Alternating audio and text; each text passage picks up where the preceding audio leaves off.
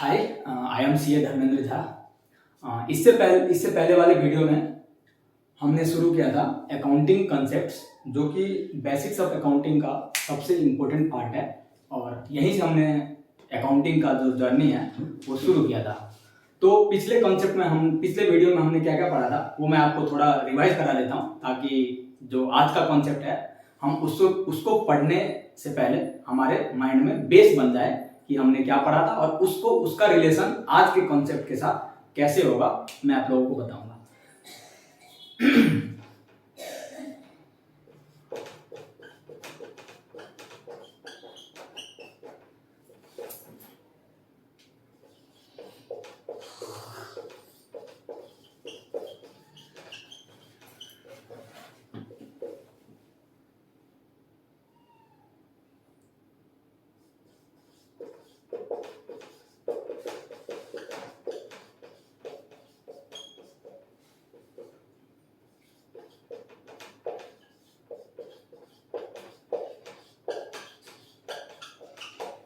देखिए, इससे पहले वाले वीडियो में हमने टोटल 4 कॉन्सेप्ट पढ़ा था। चारों कॉन्सेप्ट का थोड़ा थोड़ा मैं आप लोगों को रिवाइज करा देता हूं, फिर इसके बाद जो भी बचा हुआ कॉन्सेप्ट होगा वो हम आगे पढ़ेंगे। देखिए, सबसे पहले कॉन्सेप्ट हमने जो पढ़ा था वो एंटिटी कॉन्सेप्ट पढ़ा था। एंटिटी कॉन्सेप्ट का दूसरा नाम है separate entity concept, separate business concept. क्या था इस कॉन्सेप्ट में कि entity and owner are the two different persons. The transactions of owner should only be recorded in the books of accounts of the owner, and the transactions of entity should only be recorded in the books of account of the entity. ऐसा ना हो कि honours का personal खर्चा या personal income आप company के books of account में रिकॉर्ड कर रहे हैं, और या कंपनी का जो अकाउंटिंग ट्रांजेक्शंस एंड इवेंट्स होगा वो आप ऑनर्स के बुक्स ऑफ अकाउंट में रिकॉर्ड करें। तो दोनों लोगों को सेपरेट मानते हैं हम, और दोनों का अपना अपना अकाउंटिंग दोनों के अपने अपने बुक्स में ही होगा। इधर का उधर नहीं होगा, इधर का उधर नहीं होगा। ठीक है। दूसरा कॉन्सेप्ट हमने पढ़ा था money measurement concept. Money measurement concept में मैंने क्या बताया था कि अकाउंटिंग में जो भी ट्रांजैक्शंस एंड इवेंट्स होंगे, अगर वो मनी के टर्म्स में मेजरेबल नहीं है तो वो आप लोग रिकॉर्ड नहीं करेंगे, unless and until the transactions and events will be measurable in terms of money, those transactions and events will not be recorded in your books of account। चाहे भले ही वो कितना बड़ा ही एसेट्स हो। लास्ट टाइम हमने आप एम्प्लॉय का example दिया था कि जो एम्प्लॉय होते हैं वो कंपनी का गोल्ड होते हैं, एसेट्स होते हैं, लेकिन फिर भी हम एम्प्लॉय का जो वैल्यूएशन होता है अपने बैलेंस शीट में नहीं दिखाते। ठीक है। Periodicity concept. पीरियडिसिटी कॉन्सेप्ट से पहले हमने गोइंग कंसर्न कॉन्सेप्ट पढ़ा था। गोइंग कंसर्न कॉन्सेप्ट में मैंने आप लोगों को बताया था कि जो ये कंपनी है, पहले हम ये मान के चलते हैं कि हमने जो एंटिटी बनाई हुई है वो लॉन्ग पीरियड तक चलेगा, फोरसीएबल फ्यूचर तक चलेगा। और इसमें मैंने एक और बात ऐड किया था कि जब ये कॉन्सेप्ट हम पढ़ रहे थे तो मैंने बताया था कि ना तो मैनेजमेंट का इंटेंशन है इसे बंद करने का, मतलब एंटिटी को बंद करने का, और ना ही मैनेजमेंट का इंटेंशन है कि अपने ऑपरेशंस ऑफ बिजनेस को कम करने का, ना तो बंद करने का ना तो कम करने का। जो कटेल का मीनिंग था वो मैंने आप लोगों को बताया था। तो फिर फोर्थ नंबर के कॉन्सेप्ट पे मैंने आप लोगों को पीरियडिसिटी कॉन्सेप्ट बताया था। पीरियडिसिटी कॉन्सेप्ट में क्या बताया था, देखिए इसका लिंकिंग गोइंग कंसर्न के साथ है। अब मैंने जैसे ही बोला कि गोइंग कंसर्न का कॉन्सेप्ट क्या है कि हम एज्यूम करते हैं हमारा बिजनेस फोरसीएबल फ्यूचर तक चलेगा, तो इसका मतलब ये थोड़ी है कि अब जब बिजनेस खत्म होगा फिर हम अपना हिसाब किताब लेके बैठेंगे, फिर हम डिसाइड करेंगे कि हमारा क्या प्रॉफिट है क्या लॉस है। तो अकाउंटिंग कॉन्सेप्ट के हिसाब से एक पीरियडिसिटी कॉन्सेप्ट का डेवलप हुआ, और ये कॉन्सेप्ट कहता है कि हर एंटिटी को एक डेफिनाइट अकाउंटिंग पीरियड रखना चाहिए। डेफिनाइट अकाउंटिंग पीरियड वो 6 महीने का भी हो सकता है, 12 महीने का भी हो सकता है, 9 महीने का भी हो सकता है, 3 महीने का भी हो सकता है, depending upon the judgement of the management. कैसा रेगुलेशंस है, कई बार क्या होते हैं, जैसे देखिए हमारे इंडिया में फाइनेंशियल ईयर का कॉन्सेप्ट चलता है, तो 1 अप्रैल से 31 मार्च आप रख सकते हैं। In the foreign country the year start from January and and in the December, so वहां पे लोग जनवरी से दिसंबर तक का रखते हैं। तो ये आपके जजमेंट के ऊपर है कि आप कैसा अकाउंटिंग पीरियड रखना चाहते हैं। ठीक है। चलिए अब हम आगे बढ़ते हैं। ये चारों कॉन्सेप्ट का रिलेशंस इसके अलावा जो भी कॉन्सेप्ट है उसमें भी यूज होगा।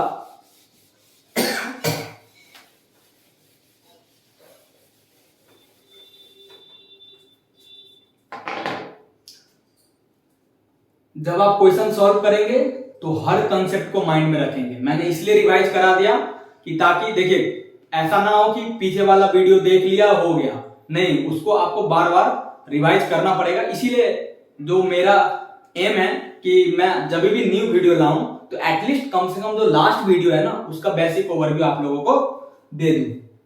ठीक है, आज 5th नंबर का कॉन्सेप्ट शुरू करते हैं जिसका नाम है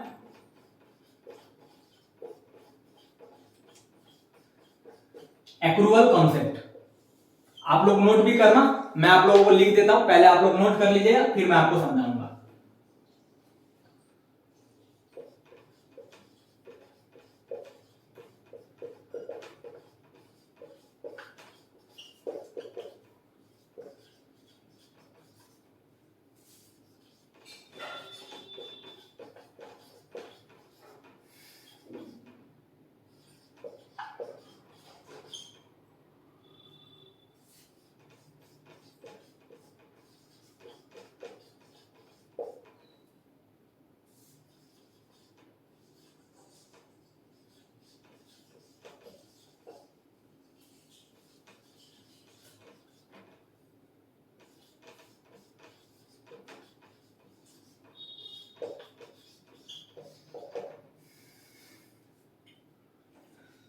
आप लोग प्लीज नोट कर लीजिए इसको। Transactions and events should be recorded as and when occur. Occur का मतलब एक्रू, और एक्रू के नाम से ही ये एक्रूअल कॉन्सेप्ट का डेवलपमेंट हुआ है। And not as cash received और नॉट। आप लोग ये वर्ड याद रखना, ये इंपॉर्टेंट है। आगे कहीं भी ये एक्रू जैसा वर्ड आएगा तो आप लोग समझ जाना कि कि ट्रांजैक्शन हो गया है, पैसा आया नहीं आया इससे कोई लेना देना नहीं है। एक्रू का मतलब है ट्रांजैक्शन हो गया। तो देखिए transactions and events should be recorded as and when occur. Note कर लिया आप लोगों ने? ठीक है, मैं इसको रब करके कुछ एग्जांपल से समझाना चाहूंगा। ये कॉन्सेप्ट बताता है कि हम रिकॉर्डिंग तो करते हैं लेकिन what is the time of recording. मैंने सेल किया, क्रेडिट सेल किया। आप लोगों ने 11-12 पढ़ते टाइम क्रेडिट सेल का एंट्री किया होगा कि debtor account debit to sales account. इसका पैसा मान लो ये क्रेडिट सेल हुआ 1 जनवरी को, और इसका पैसा जो आया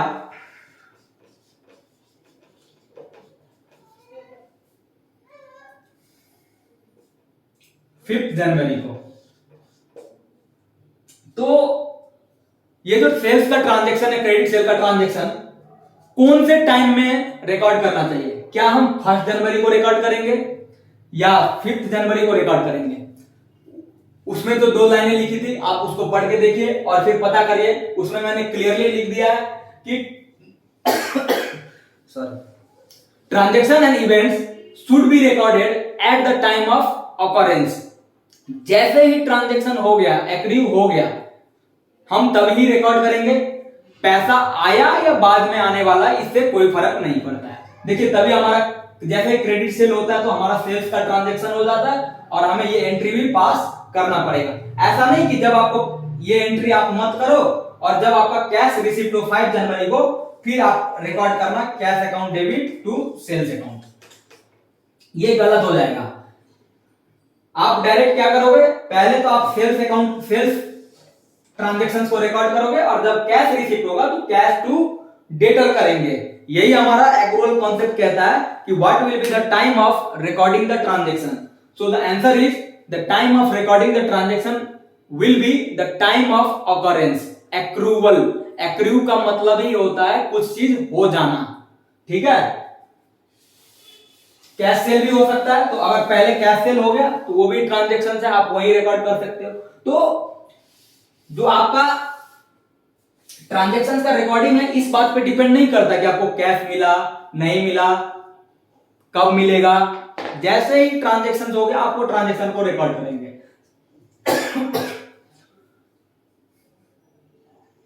सेम एग्जांपल मैं एक्सपेंस के साथ भी ले रहा हूं। मान लीजिए मैंने पूरे मंथ रेंट पे सर्विस लिया था, रेंट पे फ्लोर लिया था, और पूरे मार्च मैंने यूज कर लिया। आज मान लीजिए कि जून का टाइम है और मैंने अभी तक इसका पैसा नहीं दिया है, तो क्या मैं ये रेंट का रिकॉर्डिंग नहीं करूं? मैं मानूं ही नहीं कि रेंट का ट्रांजैक्शन हुआ है कि नहीं, तो ऐसा करने पे गलत हो जाएगा। मैं फिर एक बार कह रहा हूं कि कैश पे डिपेंड नहीं होता है कि हम ट्रांजैक्शन को रिकॉर्ड करें या ना करें। मार्च में अगर रेंट सर्विस आपने ले लिया तो आप इसको बुक कर दोगे, rent account debit to expense payable. अब देखिए आप लोगों को लगेगा कि अगर ये मैंने इसका पैसा नहीं दिया तो मुझे यहां पे क्रेडिटर्स लिखना चाहिए, जैसे कि मैंने सेल्स में डेटर लिखा है। तो मैं आप लोगों को इसका भी मीनिंग बताऊंगा, एक्सपेंस पेएबल और क्रेडिटर्स में क्या फर्क होता है, ठीक है। तो आप ये समझ गए कि हमें ट्रांजैक्शन कब रिकॉर्ड करना है। हम ट्रांजैक्शन तभी रिकॉर्ड करेंगे जब वो ट्रांजैक्शन एक्रू हो जाए।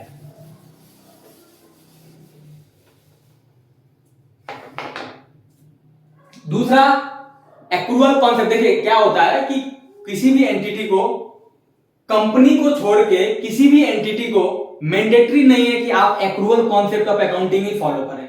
दो सिस्टम ऑफ अकाउंटिंग होता है, एक तो एक्रूअल होता है, एक्रूअल को ही हम बोलते हैं mercantile system of accounting, mercantile system, और दूसरा होता है कैश सिस्टम ऑफ अकाउंटिंग। मैंने आप लोगों को अगर ध्यान होगा तो मैंने आप लोगों को बोला था कि जो ये अकाउंटिंग कॉन्सेप्ट है, अगर इसके बारे में अगर हमारे लॉ में कोई भी रेगुलेशन बनता है तो हम अकाउंटिंग कॉन्सेप्ट को भूल जाएंगे, और अकाउंटिंग कॉन्सेप्ट को भूल के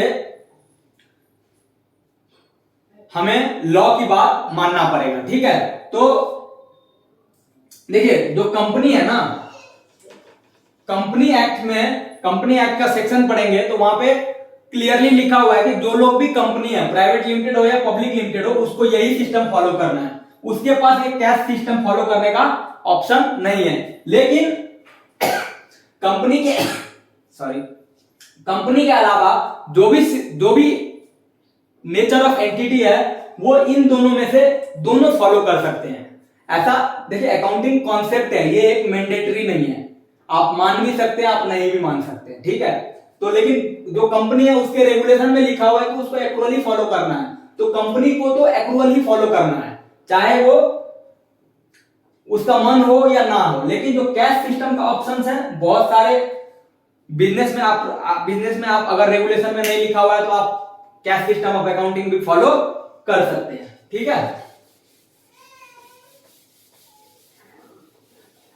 again I am repeating about the accrual concept. एक ही लाइन है, एक ही फंडा है, उतना नहीं सोचने का।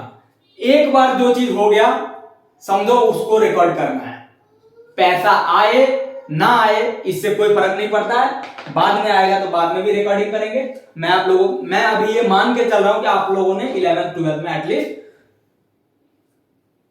जर्नल एंट्री पढ़ा हुआ है, इसीलिए मैं जर्नल एंट्री कर देता हूं बिना बताए। लेकिन इसके next chapter basics of accounting जैसे जैसे आगे बढ़ेगा मैं आप लोगों को जर्नल भी बताऊंगा, अच्छे से बताऊंगा, debit credit rule, golden rule, accounting equation rule सब बताऊंगा।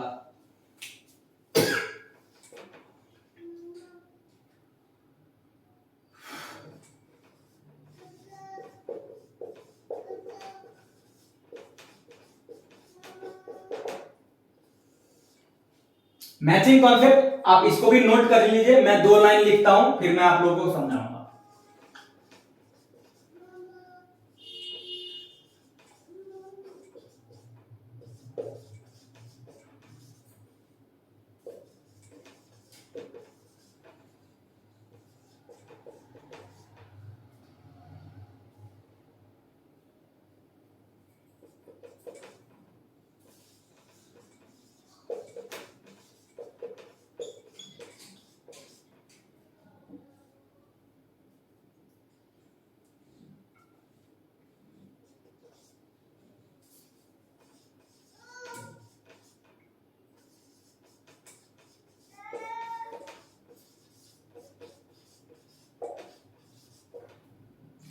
नोट कर लीजिए, फिर मैं इसको एक्सप्लेन करता हूं, आपको एग्जांपल भी बताऊंगा, तब ये क्लियर होगा।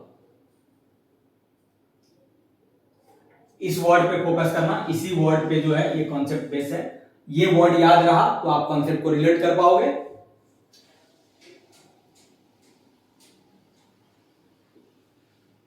Every expenses should match with its related income in same accounting period.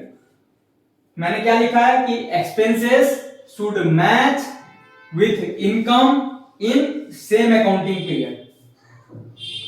आप लोगों को एग्जांपल बताता हूं, फिर आप लोगों को समझ में आएगा। अगर मैं जल्दी हो गया तो आप लोग पॉज कर लेना, फिर आप इसको नोट कर लेना और फिर एग्जांपल देखिए। मैंने मान लो मैं एक दिन का अकाउंटिंग पीरियड ले रहा हूं, ठीक है। सेम अकाउंटिंग पीरियड कहने का मतलब है कि अगर मैं 1 जनवरी से दिसंबर का हिसाब कर रहा हूं तो इसी साल का कर रहा हूं, ये नहीं कि एक्सपेंस इस साल का लूंगा और इनकम अगले साल का, ठीक है। तो मान लीजिए मैं एक दिन का कंसीडर करता हूं। आज मैंने 40,000 का कॉस्ट ऑफ 40,000 का सामान खरीदा, कॉस्ट 40,000, ठीक है। अब 40,000 में आज ही मैंने क्या किया, सारा सोल्ड ऑल, ये सारा को सोल्ड कर दिया मैंने 50,000 पे। सारा गुड्स को मैंने क्या किया, सेल कर दिया। बताइए मेरा प्रॉफिट कितना है। सिंपल है, प्रॉफिट हमेशा सेल माइनस परचेज होता है, कॉस्ट होता है।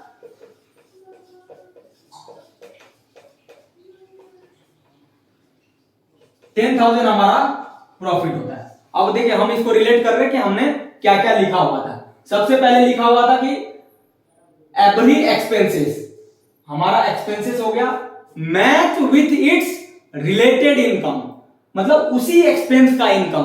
तो हमने 40,000 का एक्सपेंस किया था और इसी 40,000 का सामान को कितने में बेचा, 50,000 में बेचा। दो चीज हो गया, every expense match with its related income in the same accounting period. और अकाउंटिंग पीरियड हमने एक दिन का लिया था, तो आज ही मैंने परचेज किया और आज ही मैंने सेल किया, ठीक है। तो अगर मेरा अकाउंटिंग पीरियड एक दिन का है तो देखिए क्या हुआ, ये एक्सपेंस, ये इनकम, ये प्रॉफिट और ये हमने रिकॉर्ड कर लिया।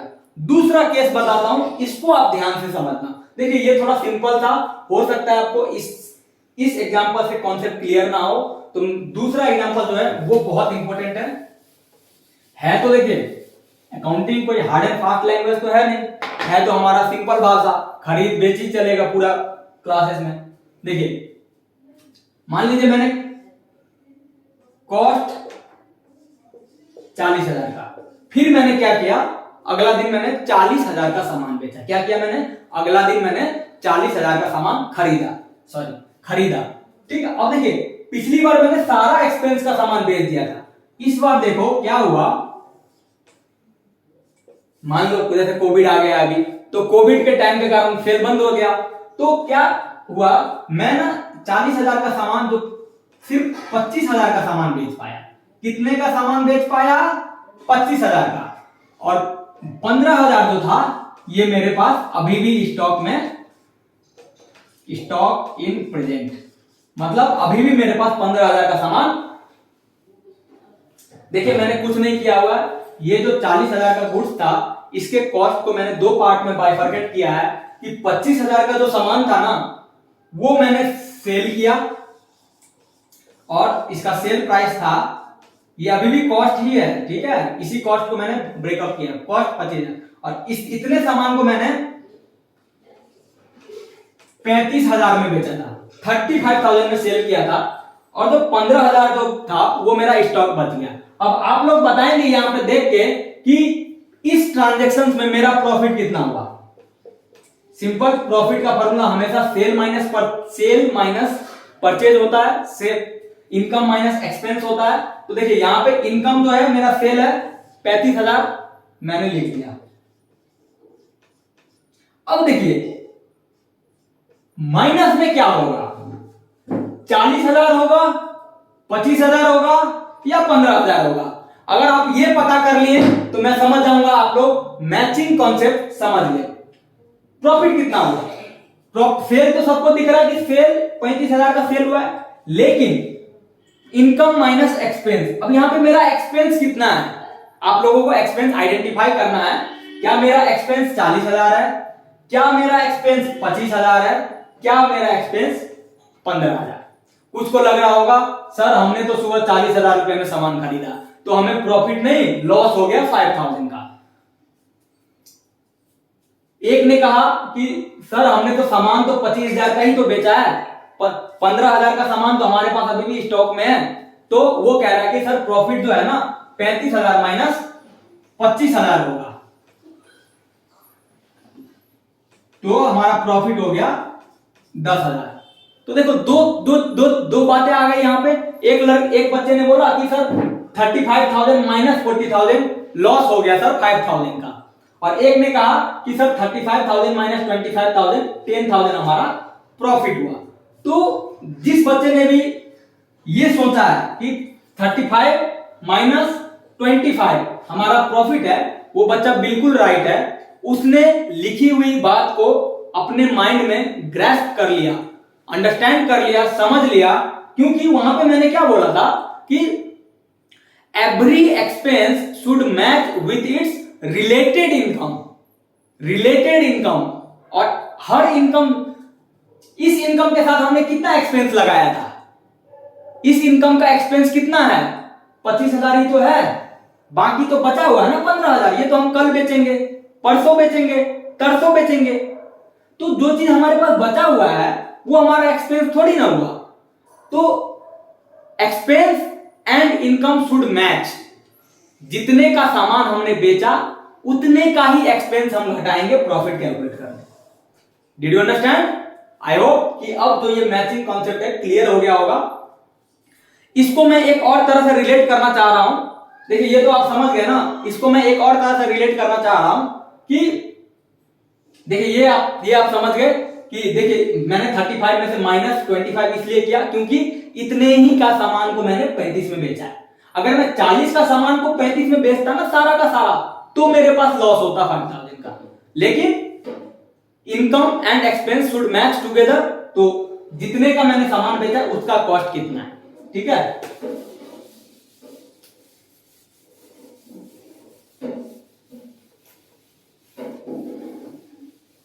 सिंपल कॉन्सेप्ट है, इसीलिए मैंने इसको अभी पढ़ा लिया। हालांकि जब हम प्रॉफिट एंड लॉस अकाउंट पढ़ेंगे तो मैं वहां भी रिलेट करके बताऊंगा कि how the matching concept comes into the picture while calculating the profit and loss account, ठीक है। नेक्स्ट कॉन्सेप्ट जो है आज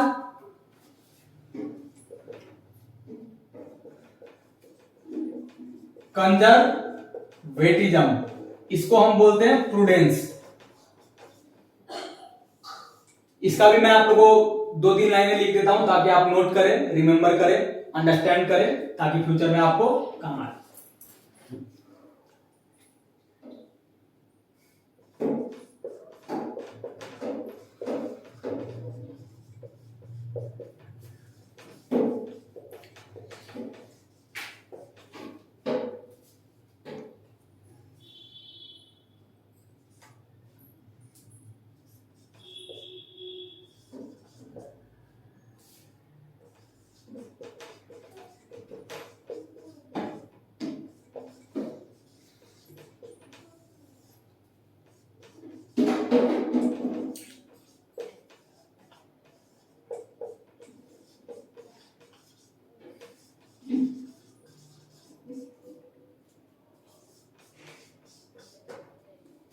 ये नोट कर लीजिए, कंजर्वेटिज्म या प्रूडेंस कॉन्सेप्ट।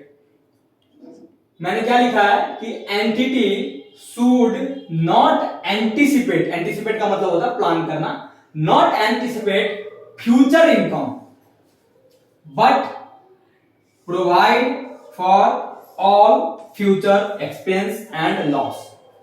नोट कर लीजिए, फिर हम आगे एक्सप्लेन करते हैं। बहुत मजेदार कॉन्सेप्ट है, एकदम आसान भाषा में आप लोगों को समझाऊंगा, जैसे कि मैंने अभी आपको मैचिंग कॉन्सेप्ट बताया था, ये भी एकदम सिंपल लैंग्वेज में बताऊंगा, आप नोट कर लीजिए। Entity should not anticipate future income but provide for all future expense and loss. चलिए मैं आप लोगों को एग्जांपल बताता हूं।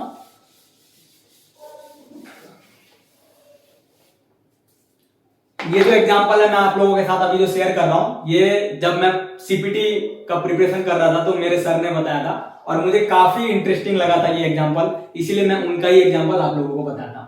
आप किसी और भी एग्जांपल के साथ रिलेट कर सकते हैं, but now also I think it was the best example. मेरा एक फ्रेंड था, देखिए ये कॉन्सेप्ट ना हमारे सोसाइटी में भी चलता है, हमारे फ्रेंड सर्कल में भी चलता है, मतलब जहां भी चलता है हम उसी को रिलेट कर रहे हैं। मेरा फ्रेंड था मिस्टर ए,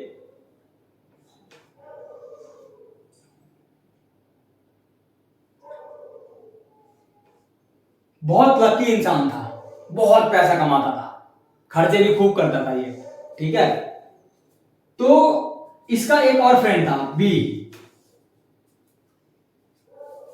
तो क्या हुआ, ए ने जब 10th का एग्जाम पास किया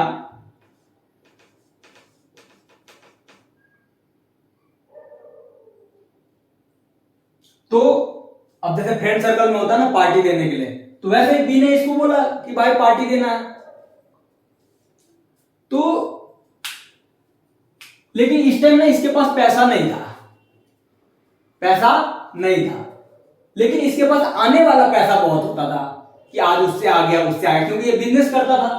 तो बी ने इसको क्या बोला कि भाई जब तेरे पास, मान रहा हूं मैं आज तेरे पास पैसा नहीं है, लेकिन जब मुझे भी पता है तुझे भी पता है कि तेरे पैसे आने वाले हैं, आया नहीं है आने वाले हैं 10 दिन के बाद, तो अभी पार्टी दे देना किसी और से पैसा लेकर, चाहे कैसे भी अरेंज करके क्रेडिट पे ले ले। तो ये क्या कहता है कि यार जो पैसा मेरे पास आया ही नहीं है, मैं उस पैसे क्यों मैं अभी खर्चा कर दूं, पैसे मेरे पास आएगा तब ना खर्चा करूंगा, अभी तो मेरे पास पैसे ही नहीं है। तो बी कहता है तेरे पास आने वाला तो है। फिर दोनों का डिस्कशन होता है, फिर एक दूसरा सिचुएशन अराइज होता है। जब ये सिचुएशन को आप याद रखना, ठीक है, अभी ए ने पार्टी नहीं दिया है। दूसरा सिचुएशन में क्या था कि अब ए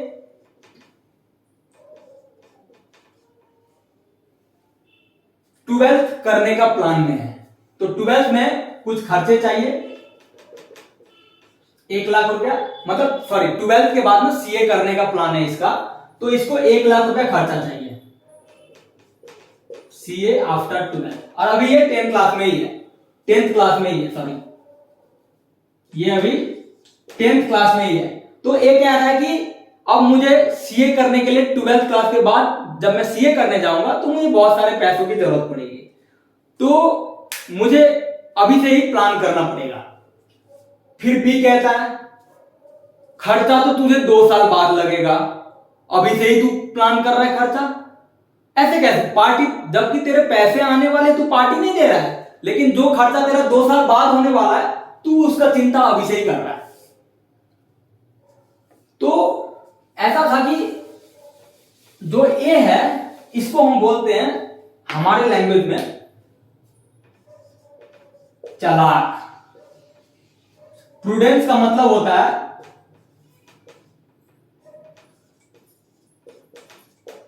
बुद्धिमान, प्रूडेंस का मतलब होता है बुद्धिमान, और हमारे जो कॉमन लैंग्वेज में हम इसको ऐसे लोगों को बोलते हैं चालाक।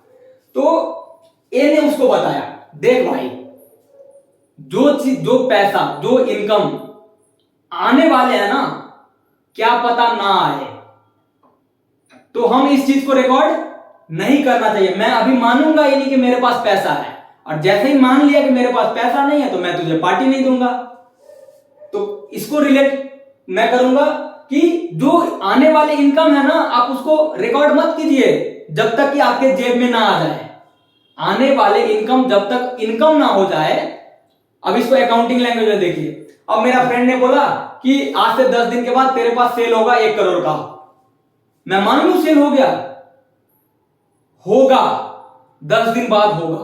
तो जब होगा ना, एक्रूअल कॉन्सेप्ट भी यही कहता है कि जब सेल होगा तब रिकॉर्ड करना है, 10 दिन बाद होगा तो 10 दिन बाद रिकॉर्ड करेंगे। लेकिन मैं मान कैसे लूं कि 10 दिन बाद 1 करोड़ रुपया हो गया और यहां जाके मैं अभी 10 लाख का पार्टी कर लिया और जब 10 दिन बाद आया मेरे पास सेल ही नहीं हुआ, मैं क्या करूंगा, कहां से पैसा दूंगा।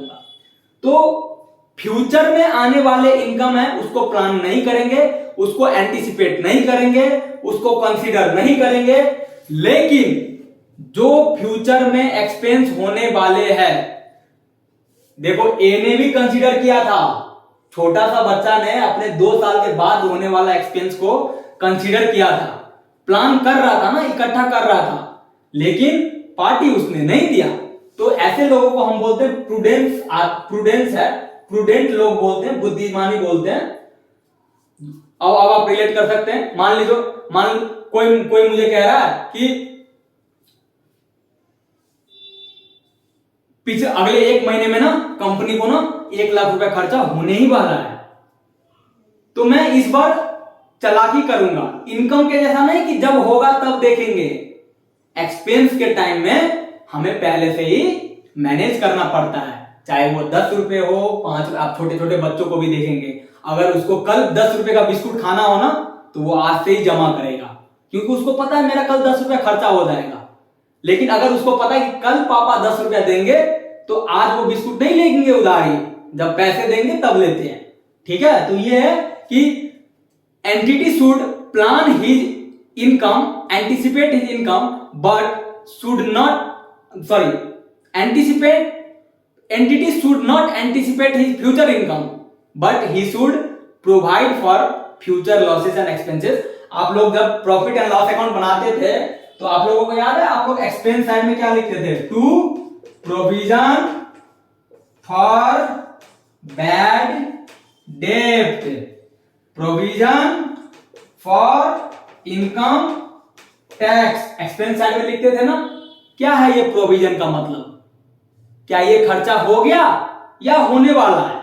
तो ये खर्चा होने वाला है, पता है फ्यूचर में होगा ही, इनकम टैक्स का खर्चा जाता ही है साल खत्म होने के बाद। बैड डेट, अगर कोई डेटर खराब आदमी निकल गया तो वो भाग जाएगा, तो प्रोविजन हमें, तो अगर क्वेश्चन में पूछा है कि we make provision for losses and expenses in relation to which concept, तो आप लोग कंजर्वेटिज्म और प्रूडेंस को टिक लगाएंगे, यही कॉन्सेप्ट है। तो हम नॉर्मली भी यही करते हैं, जो हमारा फ्यूचर इनकम होता है हम उसको प्लान नहीं करते हैं, लेकिन जो हमारा फ्यूचर में होने वाले एक्सपेंसेस है हम उसको कंसीडर करते हैं और उसके लिए प्रोविजन बनाते हैं। ठीक है, होप कि ये एग्जांपल इंटरेस्टिंग था और आप लोगों को समझ में भी आया होगा। देखिए, मैंने आप लोगों को पहली क्लास में 12 कॉन्सेप्ट पढ़ाया था, 12 में से 7 मैंने पढ़ा दिया, एक कॉन्सेप्ट मैं अभी भी पढ़ाऊंगा, और बाकी के जो 4 कॉन्सेप्ट है वो जिस चैप्टर में रेलिवेंट होगा ना, मैं उसी टाइम तुरंत बता दूंगा कि ये इंपॉर्टेंट है। हालांकि जो मैं अभी 8वां कॉन्सेप्ट बता रहा हूं, ये भी मुझे नेक्स्ट क्लास में जब मैं आपको कैपिटल एंड रेवेन्यू एक्सपेंडिचर का डिफरेंशियल बताऊंगा, how to identify the capital and revenue expenditure, मुझे वहां बताना चाहिए, लेकिन मैं थोड़ा सा ओवरव्यू दे रहा हूं, और ये आप लोगों का क्वेश्चंस होगा। आप लोग नेक्स्ट क्लास में, नेक्स्ट वीक में जब मैं कैपिटल एंड रेवेन्यू एक्सपेंडिचर का वीडियो अपलोड करूंगा तो आप उसमें रिलेट करना। आज ये कॉन्सेप्ट पूरा नहीं कराऊंगा, आप लोगों पे ही क्वेश्चन होगा और इसका आंसर आप लोगों को फाइंड करना है।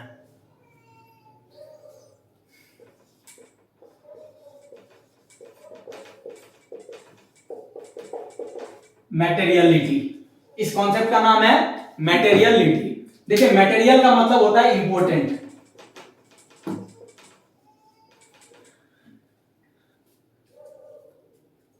मटेरियलिटी का अभी मैं जस्ट ओवरव्यू दे रहा हूं, नेक्स्ट क्लास में मैं आप लोगों को एकदम क्लियर कर दूंगा। बाकी के जो 4 कॉन्सेप्ट होंगे वो जैसे जैसे चैप्टर्स आते जाएंगे, जहां जहां रेलिवेंस होगा मैं आप लोगों को बताऊंगा। ठीक है, मटेरियलिटी का मतलब होता है इंपॉर्टेंट। कभी कभी हम क्या करते हैं कि हमारा ट्रांजैक्शन कैपिटल एक्सपेंडिचर होता है, लेकिन हम उसको रेवेन्यू एक्सपेंडिचर दिखा के 1 साल में राइट ऑफ कर देते हैं। ये वर्ड अभी आपको समझ में हो सकता है ना आए, लेकिन अगर आपने 11-12 में कैपिटल और रेवेन्यू एक्सपेंडिचर का नाम सुना हुआ है तो वो समझ में आ जाएगा। बाकी जिन्होंने टाइम पास करके पढ़ा होगा कि उसने कॉमर्स ले लिया मैंने भी ले लिया, तो उन लोगों को ध्यान देना पड़ेगा। तो मटेरियलिटी कभी कभार क्या होता है, कुछ ट्रांजैक्शन ऐसे भी होते हैं जो कैपिटल एक्सपेंडिचर होते हुए भी हम रेवेन्यू एक्सपेंडिचर दिखाते हैं। अब ऐसा क्यों? और जो ये मैंने मटेरियलिटी बोला है ना, इंपॉर्टेंट हो सकता है कुछ बातें मेरे लिए इंपॉर्टेंट हो, उसके लिए इंपॉर्टेंट ना हो, उसके लिए इंपॉर्टेंट ना हो सकता है जो बातें उसके लिए इंपॉर्टेंट हो मेरे लिए इंपॉर्टेंट ना हो। इंपॉर्टेंट इन द सेंस का मतलब है यहां पे कि ऐसी बातें जो इन्वेस्टर्स के डिसीजन पे इंपैक्ट करता हो, फर्क आ जाए, मतलब वो बात अगर आप ऐसे लिखो तो वो ऐसा डिसीजन लेगा, ऐसे लिखो तो वो ऐसा डिसीजन होगा, वो सारी बातें को हम मटेरियल आइटम बोलेंगे। और ये मटेरियल आइटम, मटेरियलिटी का कॉन्सेप्ट क्या कहता है कि at the time of recording the transactions and events we should also consider the materiality concepts। ठीक है, तो ये मटेरियलिटी कॉन्सेप्ट आपको मैं इससे बेहतर एक्सप्लेन करूंगा। इससे पहले मुझे आपको कैपिटल एंड रेवेन्यू एक्सपेंडिचर पढ़ना पड़ेगा। नेक्स्ट वीडियो में हम capital and revenue expenditure he discuss करेंगे और ये कॉन्सेप्ट भी वहीं पर डिस्कस करेंगे। आज के लिए इतना ही। ये कॉन्सेप्ट आप जितना भी चैप्टर्स करेंगे, पार्टनरशिप करिए, एनपीओ करिए, कंपनी अकाउंटिंग करिए, डेप्रिसिएशन करिए, हर जगह कहीं ना कहीं इस सारे कॉन्सेप्ट का यूज होता है। मैं वो हर प्लेस पे बताऊंगा कि यहाँ पे ये चीज क्यों हुआ, कौन सा कॉन्सेप्ट है। ये 8 कॉन्सेप्ट बहुत ही इंपॉर्टेंट है, आप लोग इसको बहुत बार रिवाइज करिए क्योंकि यही आपका बेस है। कहते हैं ना कि जब बेस मजबूत होना तो जो ऊपर का भाग होता है वो हमेशा अडिग रहता है, वो गिरता नहीं है। लेकिन अगर बेस आपका कमजोर हो गया तो जो ऊपर का भाग बनता जाएगा वो ऐसे ढीला ढाला बनेगा और वो कभी भी टूट सकता है। ठीक है, तो आज के लिए इतना ही। Thank you so much. Will again meet in the next video.